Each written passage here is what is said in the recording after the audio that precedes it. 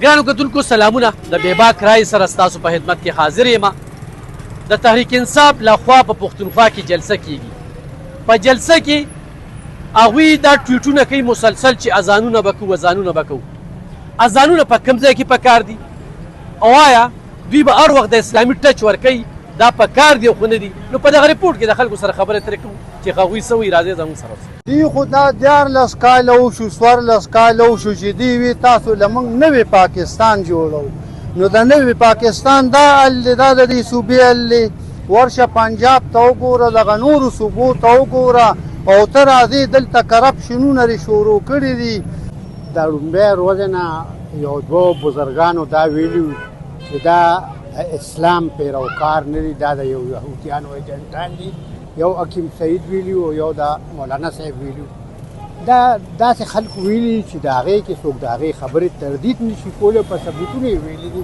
د دوی ټول کردار دا دی. اوس د سعودي عرب او د پاکستان معاهده وشوه، نو د دوی هغه عمران ریاض انټرویو ورکړی ده چې موږ د عمران خان نه بغیر د سعودي عرب او پاکستان معاهده نه منو.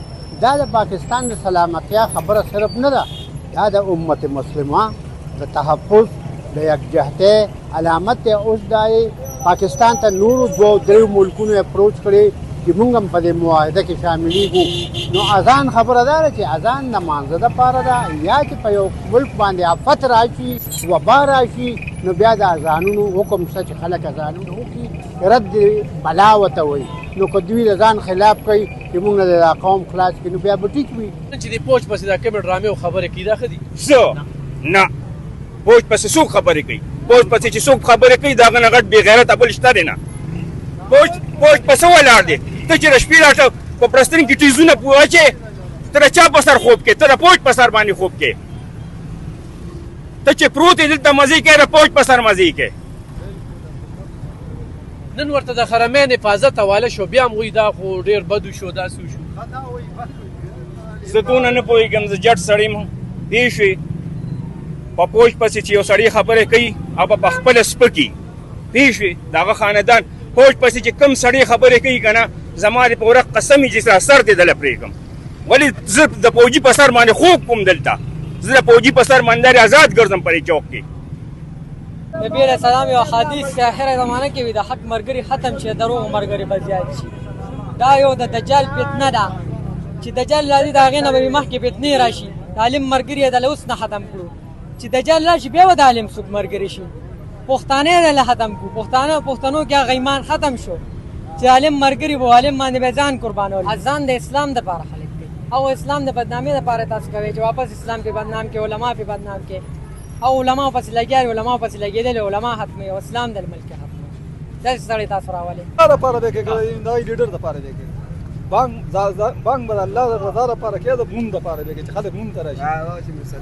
چې مسلمانان مونږ دپاره راشي، مونږ دپاره دا اعلان دی. نو د دې دپاره خو نه وي چې لیډر دې مخې ته بانګونه کوي. مونځ کوي که نه، اول دې دا ته وایي چې ته مونځ کوې که نه، بانګ درته څه ډول اول ته ورته ګډېږي زلانه. داسې. ګرانو کتونکو تاسو د خلکو خبرې واورېدې چې دی همیشه اسلامي ټچ ورکوي، عملي نه، یقین شته. بیا دغه مشن نور چې کوم دی په دې باندې خبرې شوې چې دا د قادیانانو لفظ دی.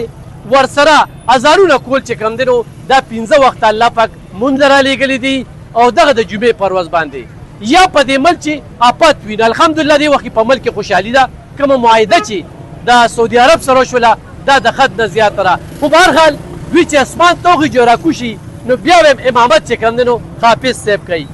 دې وخت کې د پاکستان سپهسالار حافظ القرآن دی. نو حافظ القرآن چې کوم دی نو هغه به امامت کوي، ویلو چل نه ورځي په خپله صوبه کې خپلو خلکو ته خطابونه، او بیا چې کوم دی په غلا په کیس کې په جیل کې پروت هغه لپاره تا ځانونه کې. نو دې خبرې ته لږه توجه پکار ده. قوم چې کوم دی په دې ځان پیول پکار دي. ډېره مننه، خوشحاله